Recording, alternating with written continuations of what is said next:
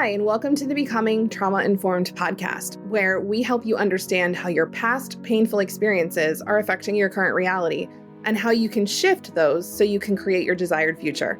I'm Dr. Lee, and both myself and our team at the Institute for Trauma and Psychological Safety are excited to support you on your journey.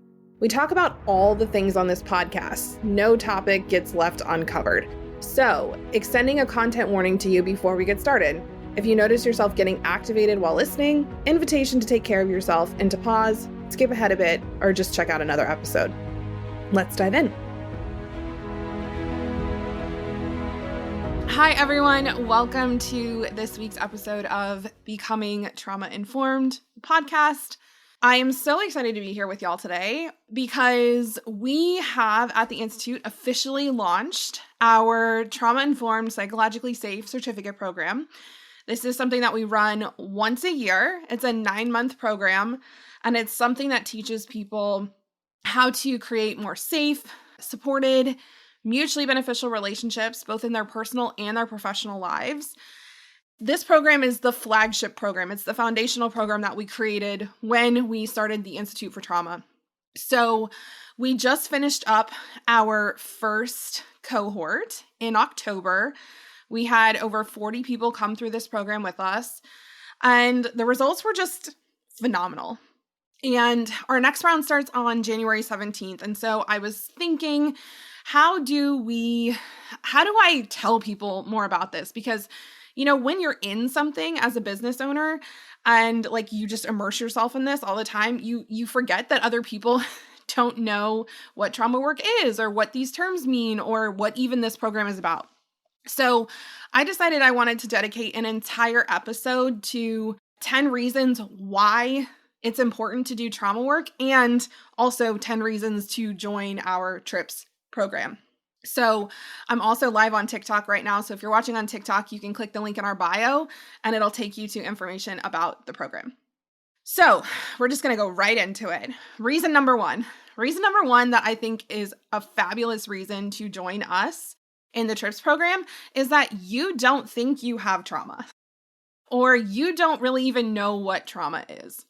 When we use the word trauma, you know, the word trauma is getting thrown around a lot these days. And part of the reason that we started the podcast is to do education around this, because we don't want this to just become a buzzword that people use that doesn't actually make sense, right? We don't want the word to get diluted. So trauma is past painful experience that has not been processed, that has been hung onto by our nervous system. So when we experience trauma, it means that something that we went through in the past has such an effect on us that it continues to affect us in the present. There's a residue left over from the experience that we went through.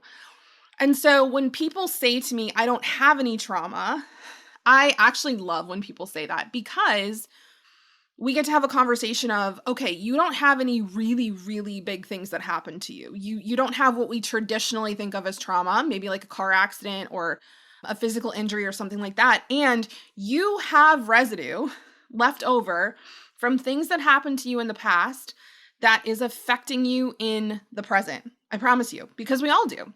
We all do. Bet you $1 you do. And one of the most profound things you can do to just fundamentally change your entire life is to identify what those things are, where that residue is, and the effect that it is having. Knowing what is affecting you from your past is such a freeing thing, because once we identify it, we can do something about it. So if you are somebody who's like, I don't understand the importance of trauma work, or I don't even feel like I have any trauma, I don't work with people who have trauma, you do work with people who have trauma. I promise you, because everybody has trauma. Even as somebody who has been doing trauma work for a very, very long time, I have trauma still.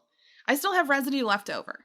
And these things can be things as small as I can't stand the smell of a certain food because my mom used to cook it all the time, and then we had to eat it, and we had to sit at the table until we were done eating it. Believe it or not, that's trauma. When you smell that food, your nervous system takes you right back to when you were 4 years old, sitting at that table, not allowed to get up until you ate the thing, even though your stomach and your body were like, I don't want to eat this, right? So they can be things that are that little. It might be something that somebody taught you that caused you to feel shame. So this could be that girls are weaker than boys, or this could be that certain career paths are good and bad. And, maybe you wanted to choose a career that your family taught you was bad. And so you went a different route, and except there's a part of you that still really wants to do that other thing as your career. That's trauma. That's residue, because you're living a life today that isn't actually exactly the way you'd like to be living it based on something that happened to you in the past. So a lot of people join our TRIPS program because they want to understand and they want to be better clinicians, or they want to be better business owners. They want to be better employers. And we're going to talk about that in a minute. And what I always say is this is going to benefit you so much. Like, yes, absolutely join if you want to make sure that you're creating trauma-informed spaces and psychologically safe spaces where people can really drop in and trust you. Absolutely join for that, and join for yourself. Also, join if you don't think you have trauma and you just want to join for other people. That is a perfectly legitimate reason to do trauma work, is because you want to help other people. It's totally valid. Reason number 2, you want to have better romantic relationships. You want to have better sexual relationships. You want to have better intimacy, better communication, better understanding. You want to have your needs met more clearly. You want to meet your partner's needs more clearly. You want to find a partner where things don't end up getting toxic or traumatic. And one of the best reasons to join this is if you notice yourself repeating the same patterns over and over in your romantic relationships, you probably have trauma there. And the reason behind that is something we call trauma reenactment, which we teach about in the program. Trauma reenactment means if something bad happened to me in the past, or if I learned this thing in the past and I'm carrying it forward with me into my present, I'm going to try to fix the thing over and over until I figure out how to do it. It's why we oftentimes attract partners that remind us of a parent that caused some trauma, because we're trying to fix what happened to us. We're trying to show that we can clear the slate. And that's not how we do it. The way that we do it isn't by necessarily finding a partner that reminds us and finally saving them, or finally fixing them, or finally gaining their love or their attention, not being rejected. The way that we do it is doing the work on ourselves to realize, why am I attracting a partner like that? If you are somebody who has the same fights with your partner over and over and over and over, that's probably trauma too. That's probably, I learned one way of being in a relationship and you learned another way of being in a relationship, and our nervous systems are dysregulated by each other's ways of being in relationship. And, we have lots of episodes on this podcast where I talk about my marriage with my husband. We have an episode just a couple weeks back where we talked about some of the really traumatic things that we went through, that we brought into the relationship and that we went through. What I think is so fascinating is I started this work before my husband started this work. And when I went through this, it inherently changed our relationship even without him going through it. Our relationship got better without him doing a single thing, because I started changing the way that I showed up. I started breaking patterns. I started deciding, you know what, it's not worth it to say this thing here. I'm not going to criticize him here. I'm going to choose to be curious instead of judgmental here. I started doing that work. And then he was like, whoa, okay, I'm actually seeing some differences here. Maybe I should start doing some of this work. And my husband actually went through our TRIPS program last year, and he's one of our best testimonials, which I get, it's a little biased. And he talks about how much changed for him in that program, where he really learned that he was not his trauma, and that so much of what he believed to be true about himself wasn't true.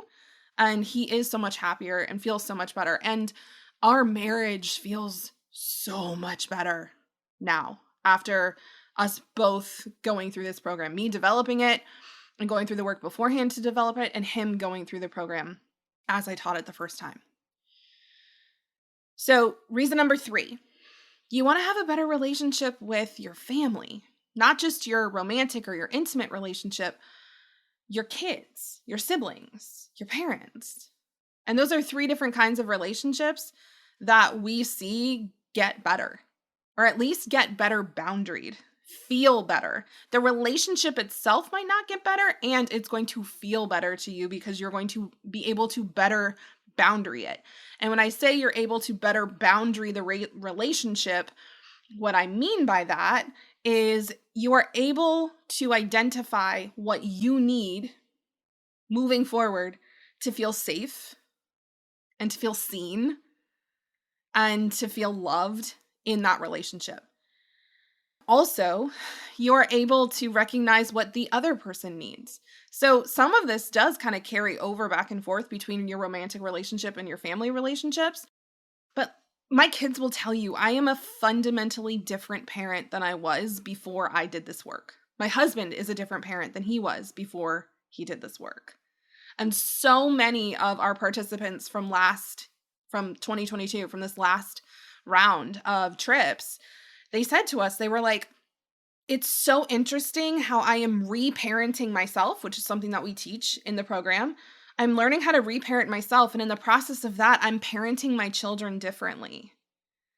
I am seeing my kids as unique individuals with different needs, and I'm figuring out how to connect with them and ensure that their needs are met instead of parenting to a specific standard or parenting in a way that other people won't judge me for. I'm better able to boundary this. I'm better able to express my feelings with my kids, either by stopping yelling or maybe letting them see me cry and letting them see me get upset, or better communicating with them or regulating my own nervous system and calming down before I'm interacting with them. I had a moment the other day that I realized just how much I had changed as a parent. I took my kids bowling. My husband went out with some friends. And I used to have a really hard time parenting my kids on my own because I was so dysregulated. And we have a kiddo who has sensory processing disorder and ADHD. And we were sitting at the table eating food. She was kind of struggling because it was really loud and there was a lot going on. And she knocked her food on the floor. And she immediately got really upset. And before I would have gotten dysregulated. And instead, I just remember feeling really calm in my body. And I looked at her and I was like, whoops. And I let her have her feelings. And then I said, okay, how do we fix this? Do you want more food? Do we want to go home and you can eat some different food there because you weren't even really liking this food? Like, what do you need? And my kids are now used to me asking, what do you need, enough that they know what to do inside, which is they know they're allowed to take a breath. They know they're allowed to get themselves back to a good state. They can ask for a hug. They can ask for space. They can ask for more food. They can ask for, let's go home instead. They can ask for what they need. They know that I might not necessarily be able to meet that need in that moment. And they know their feelings are going to be validated. That's huge. So many of us who are current parents never had our feelings validated when we were kids. And so we don't know how to validate our own kids' feelings or anybody else's feelings to that point. And, we shush our kids or we tell them it's okay and you're fine or don't cry. And in trips, what you learn is that might be a helpful approach. And there's likely a better approach. And we give you languaging around that so that you can have those conversations with people when they get dysregulated. We teach you how to do something called co-regulation, which is where you get yourself chilled out and backed out of this activated, triggered state. And then you're able to help other people get out of that state as well. So that's number 3. The other piece is setting better boundaries with your parents, because now you're an adult, right? And so many of us have interesting relationships with our parents now that we're adults, or with our siblings now that we're adults. It's kind of weird, right? Like you're still kind of a kid, but you're an adult at the same time. And so figuring out how to set that relationship up and reboundary it in a way where you are able to ask for what you need from your parents, and also we're able to accept what they are and aren't able to give us.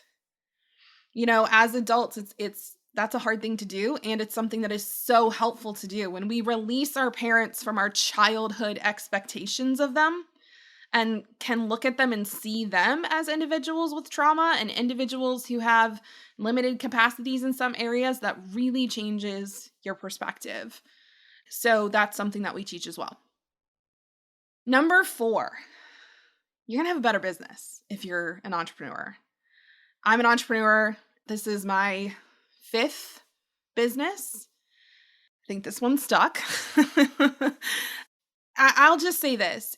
Learning how to create a trauma-informed, psychologically safe space for my clients and for my potential clients, it's probably the activity that has the most return on investment of anything I've ever done.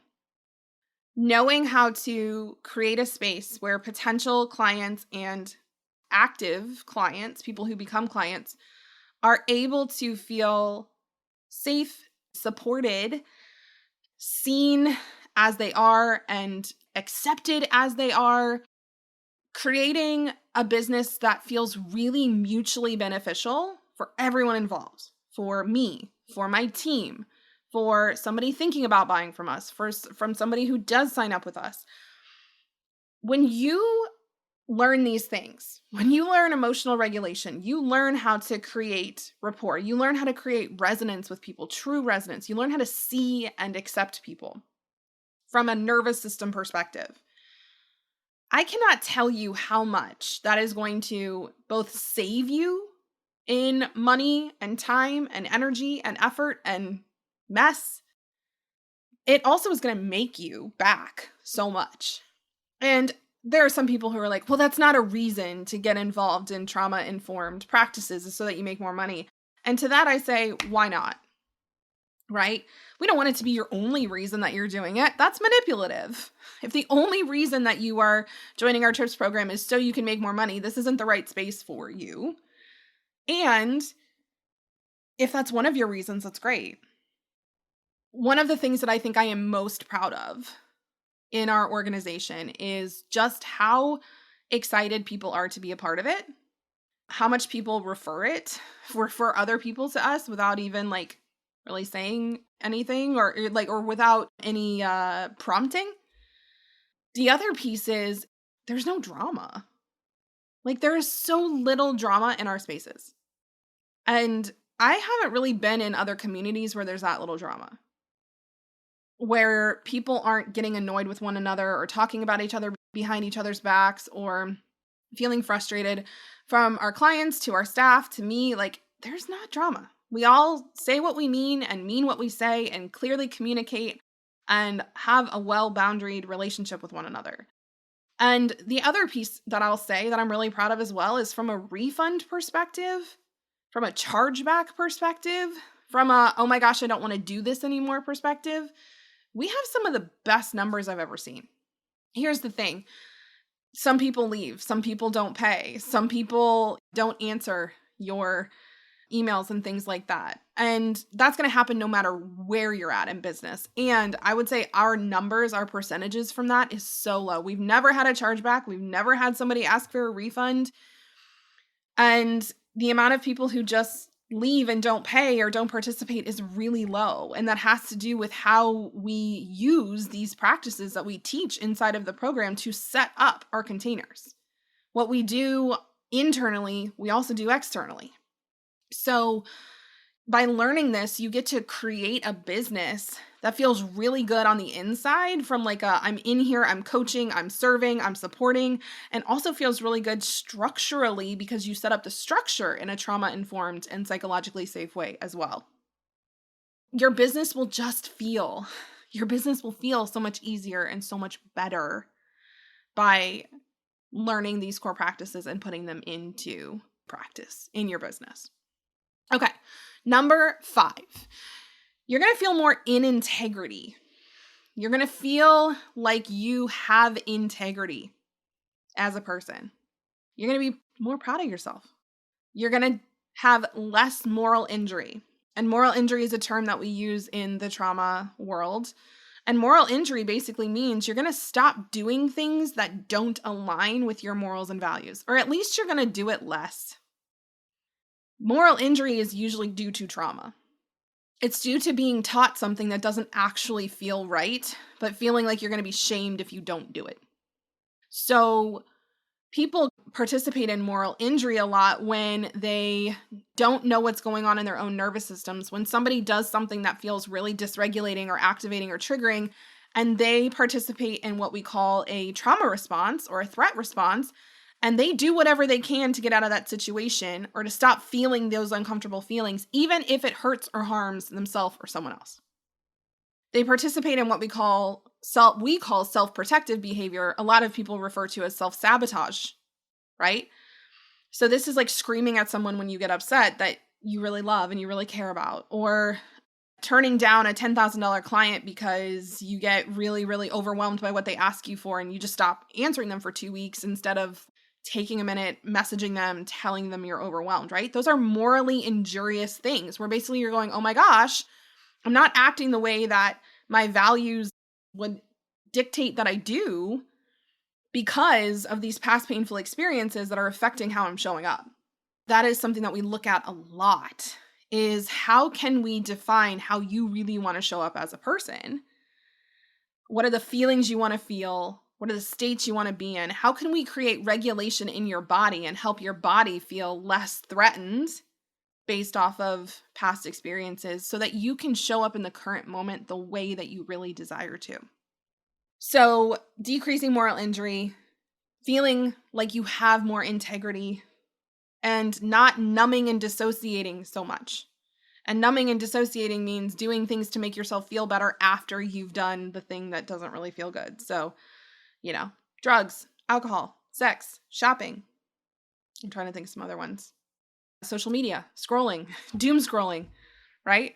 Netflix binging, all of those things. Overeating, whatever you're doing in order to make yourself feel better. And then sometimes those behaviors themselves become morally injurious, and then it's just like this never-ending cycle. So we help you cut that out. We help you stop doing that. Number 6. I know that we have a lot of people who really want to do big things, big, important, positive, effective things in our world. We have that big mission at the Institute. We really want to help people. We want to change the world. I know, it's just a small goal, right? We want to get into the C-suites of major organizations, both commercial and financial, and from a healthcare perspective, and from a government perspective, and like a legislative and a judicial perspective, and like our justice system, all of these things. Like, we want to get in there and start teaching people all of these things. And I know that a lot of the people who come into our space, or if you're listening to this podcast, you probably have a desire to positively affect your community and to affect positive change. And one of the things that we focus on that a lot of people don't know, and it's in the final third of our program, is how do you take what you've learned about yourself, and how do you take what you've learned about trauma, and how do you use that to help others? How do you do what we're doing in a way? So we really get into understanding how trauma affects us at the individual level, in the one-on-one relationship level, in small groups, in organizations, and in systems. That systems level is so important. And if you are somebody who really wants to affect change, you likely want to do it at a higher level, and at least some sort of systematic change. And so we help you do that.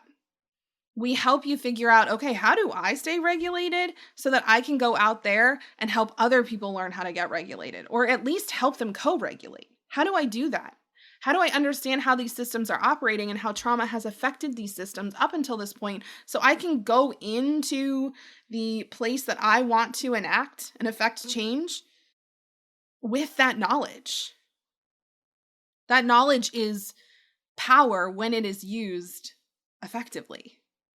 So if you're somebody who has big dreams and big ideas and big goals, and you want to help really shift some of the things that are happening in our society today, this is a program you want to take, for sure. Or some kind of trauma work, if it's not with us. Number 7, this one's fun. Have more fun and pleasure. The opposite of trauma, if we think of trauma as tension in your body, the opposite of that is relaxation. It's pleasure. It's things feeling good. It's your nervous system going, oh, I'm safe and I can enjoy what's happening right now. It is really hard to feel pleasure in your body when you are really tense and when you are really scared, when you're looking for something bad happening, when you're afraid, when you're worried, when you're on guard. It's hard to feel pleasure. That's hard. I can personally attest to the fact that my life is so much more fun now that I have cleared trauma from my body, that I understand what's happening in my nervous system at any given point. If you talk to the people around me, they'll tell you how much sillier I am now. I'm silly. I'm a silly human, and I never really realized how silly of a human I was until I did the work of releasing a lot of the trauma that I had experienced for a very long time. And I was like, oh my gosh, I'm actually really fun. I am such a fun human. And I've had a lot of people over the last just several months go like, Leah, I'm just noticing this change in you of you're having more fun. You're enjoying yourself more. You're more relaxed. You're more in the moment. It's like, yeah. Because I understand what's happening around me and I understand what's happening within me. And I understand that I have the ability to affect change in both of those scenarios. And being able to stay present and in my body, embodied, is so good.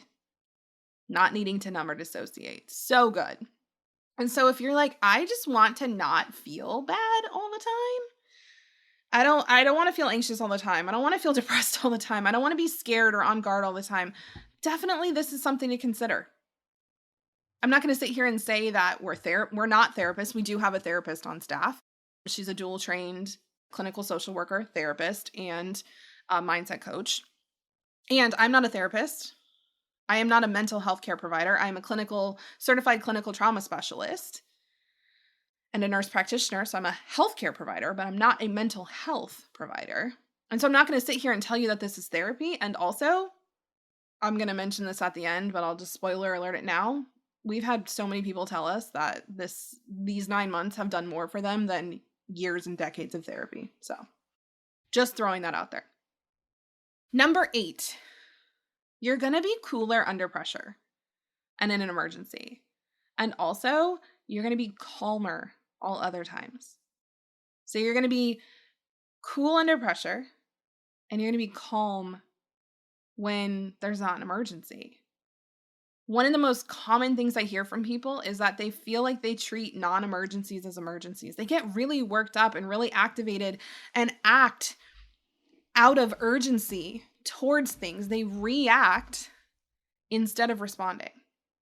And they don't understand how trauma and their nervous systems are working. So they don't understand why, that they are overreacting. And I don't even like that term overreacting, that they are reacting in general. They don't understand that they're reacting instead of getting grounded and then choosing a response. Or they think that they are supposed to be reacting to everything because that I have to be in control of everything. And so if you are somebody who likes to have a lot of control, congratulations, you probably have trauma.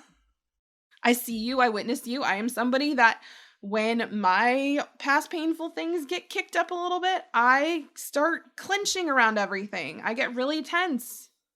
I'm like, oh my gosh, what can I control?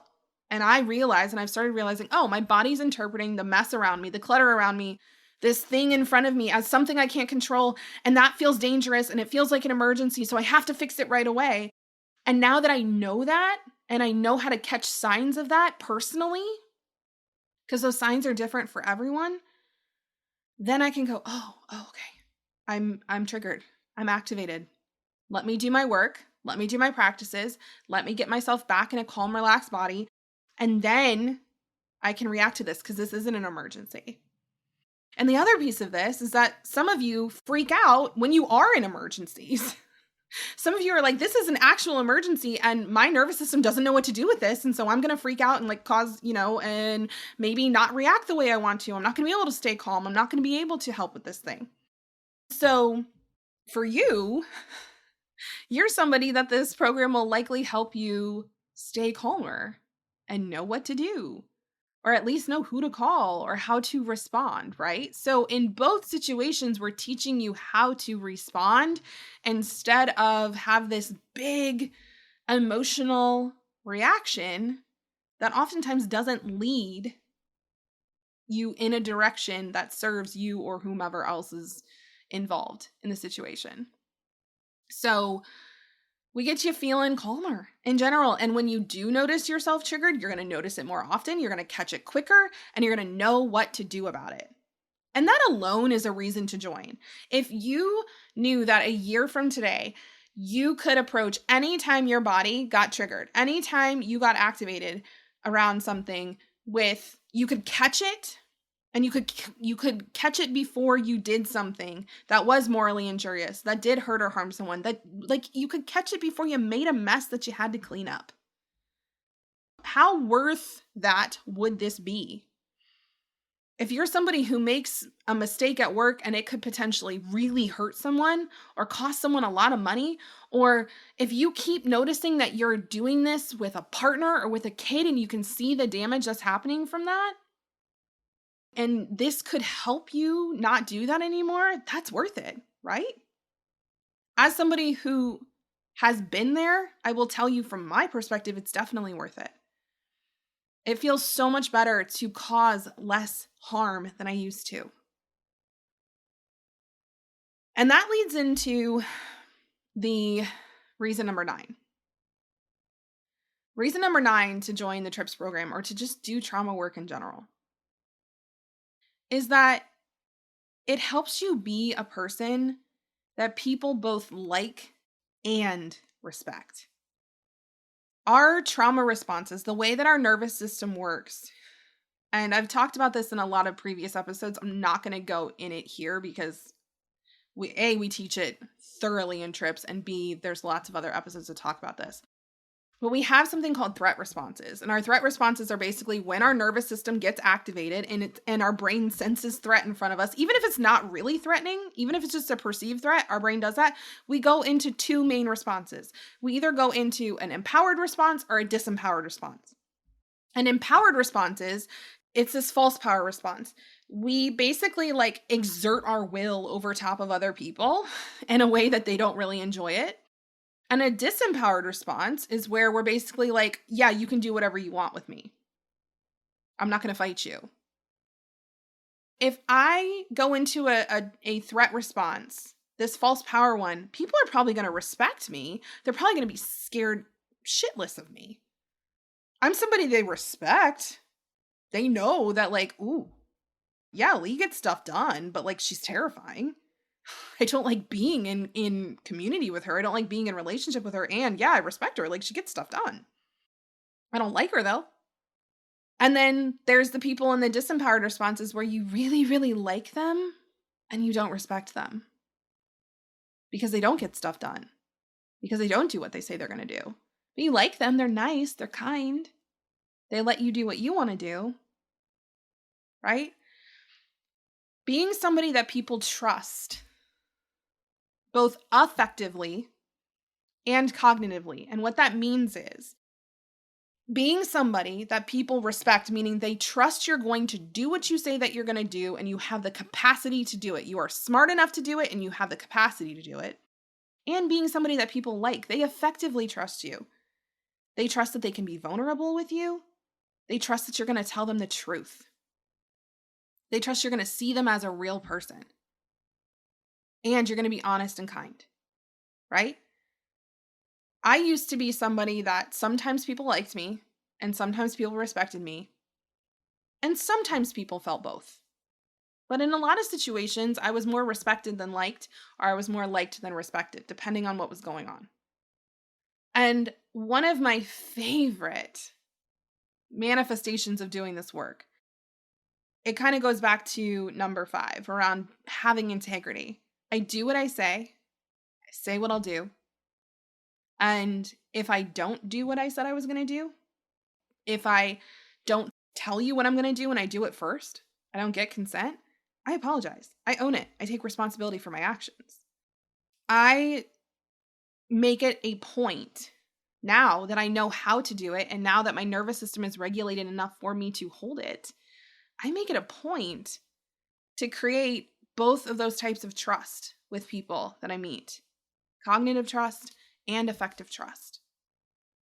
And a lot of people will tell you that, okay, yeah, like she's not my favorite person. Also, though, I respect her work, right? I'm not going to be everyone's cup of tea.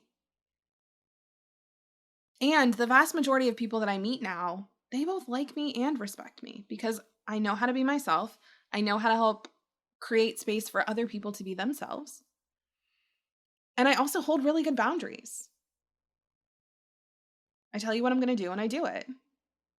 And I tell you what my response is going to be if you do something. And if you do that, I hold true to my response. And that is just something that I think most people really struggle to do. And so if you want to be somebody that people both like and respect, then this work, in my opinion, has to be part of your work. It has to be something that you intentionally focus on. Last but not least, number 10, you're going to feel better physically, psychologically, mentally, spiritually, doing this work. You're not always going to feel better. There's going to be moments where you're like, I would like to not know anything I just learned over the last 5 months. I would like to go back to before I learned about trauma. I would like to have a rewind, please. I still have those moments sometimes. There are moments that this is going to be uncomfortable as shit. There are moments that you're going to be like, ugh, I hate doing this work. This sucks. And you're going to know how to hold that. Because we teach you how to hold the uncomfortable moments. We teach you to distinguish between discomfort and distress. And that distinction is life-changing. Knowing when you are uncomfortable versus when you are actually unsafe, when you are distressed, when you are outside of your window of tolerance, is huge. And so when you learn what your window of tolerance is, and in terms of everything, in terms of physical sensation, in terms of emotional sensation, when you learn those things and then you learn how to operate within your window of tolerance, how to bring yourself back into your window of tolerance, and this is something we teach extensively on, you're going to feel better. You're going to feel better. So I'm going to throw in a number 11. Our TRIPS program is, when you compare it to other things out there, some people look at it and they're like, oh, wow, like this is kind of a chunk of change. So our program, the way that it works is you can pay for the program at cost, or you can also pay for a partial scholarship spot without applying, meaning you can go to the website, you can click on the button, you can pay for the partial scholarship spot yourself without having to apply, without having to do anything else. So the partial scholarship is $33.33 total. I think it comes out to $199 a month over 18 months. The full amount is $55.55, and that's somewhere in the 300s a month for 18 months. Or you can pay in full and get a bonus with me. So people hear that and they're like, am I really going to spend $200 a month on trauma work? I should invest in something that is more business related, or I should invest in something that is more like therapy or counseling, or I should invest in or that's just too much money. I don't have that money right now. Or, whatever objections come up. I have people say intellectually, they're like, I should invest in a business coaching, or in getting my coaching certification, or in college, getting a degree, or I should invest in marriage counseling. I should invest in a therapy or a marriage coach. Look, I am not here to tell you what to do with your money. Okay. But there's two main objections here that look financial and they're really not. All right. So the first is, I don't have that money. And here is what I'm going to just invite you to look at. Remember when we were talking about numbing just a few minutes ago? If you are spending more than, you can look at your own numbers, but if you are spending money on alcohol, cigarettes, drugs, shopping, food, dates, apps, social media, games, any of those things, and you are using those as a way to escape your everyday reality because your everyday reality doesn't feel good, I want you to imagine 9 months after doing this where you don't have to spend money on that anymore. Y'all, my alcohol bill, way down. Quit cigarettes. Quit weed. I didn't really do that often. And I had issues with binge eating and disordered eating for so long. I don't binge anymore. Rarely, I'll say. So many of these places that my time and my energy, like my mental capacity too, because we talk about this just from like a financial perspective, but thinking about how much time, how much mental real estate would you clear up if you weren't escaping all the time. I now will go a week without having a drink, and I'll wake up and I'm like, oh my gosh, like I feel so relaxed. I feel actually pretty energized because, I didn't have a drink before I went to bed. My body likes it when I don't have a drink before I went to bed. Just getting really real with y'all. Like, those kinds of changes are huge. Being around people who are smoking cigarettes and not going like, oh my gosh, I really want one of those. Or having a really dysregulated moment and not going, oh my gosh, I need a cigarette. Huge. So that's the first objection, is like, think about what you could replace with this work, what you could release with this work. The second one is, I should invest in something else. Y'all, this work is synergistic. And what I mean by that is by you doing this work, any other educational programs, training programs, degrees, whatever you decide to do, they are going to be so much more effective. And this is also going to teach you how to be way more discerning when you choose things like that, because we're going to teach you what a trauma-informed program really looks like. And it's going to be so much easier for you to then find other programs where your nervous system feels safe. The reason why I said earlier on that we really want to get into educational organizations and healthcare organizations and financial organizations and corporate organizations is because a lot of the trainings and a lot of the education that happens in those spaces is not trauma informed. It doesn't feel good for people's nervous systems. And so the really cool part about doing this is, number one, you're going to be able to spot those programs that do have that built into them, that are going to feel better for you, that don't have drama. And you're also going to be able to better apply and better protect your own nervous system in some of those spaces where you're like, yeah, I really do actually want the education from there. And like, this part doesn't feel quite right. So what do I need to do in order to be able to stay grounded in this space? And that is so big. As somebody who has 4 college degrees, I will tell you that all of those experiences were really dysregulating, and I wish I had had this work before I did any of those. And I know everything happens for a reason. There's a part of me that's like, man, how much easier would college have been if I had known any of this? How much easier would high school, middle school have been if I had known any of this? There is a synergistic effect that happens when you learn this and then go on to learn other things. It makes a huge difference. So those are 10 reasons to check out our TRIPS program. I guess 11 reasons to check out our TRIPS program. I think personally the return on investment in this is unparalleled. We have had people say, I would have spent 10 times what I just spent on this. You've saved me tens of thousands of dollars. You saved my marriage, which I don't like. They saved their own marriage. We just created a container where they could do that work. We have had people who literally were on the verge of self-harm, significant self-harm, say, this got me out of that. We have had people say, I couldn't even talk to my kid before without them screaming or me getting upset, and now I actually have a relationship with my child. This work changes lives, and we want to invite you in. And, just logistically, so y'all know, we keep it relatively small, under 60 people. We take 50 new people in the second cohort. We're going to have some people returning, some alumni who want to take it again, which shows you also how valuable this is. I teach it live. It is designed for people who are neurodivergent, who learn in different ways, who need time, who need to be able to watch it live, who need to be able to have accountability, who need one-on-one support, who need group support. It is designed. We actually have a call with you at the beginning where we learn what you need in order to be successful in this program and how we can support you. And that's what we do throughout the entire 9 months for you as an individual. So the support in this space is unparalleled. The knowledge, and like I said, this space itself feels trauma-informed. It feels psychologically safe. So even if it's uncomfortable as heck for you to do this work, you're going to feel safe as you can while you're doing it. And if you don't, we are here and we are open for your feedback, and we will do whatever we can in order to support you. So you want to learn more about logistics, things like that, you can head over to our website. It's linked in the show notes.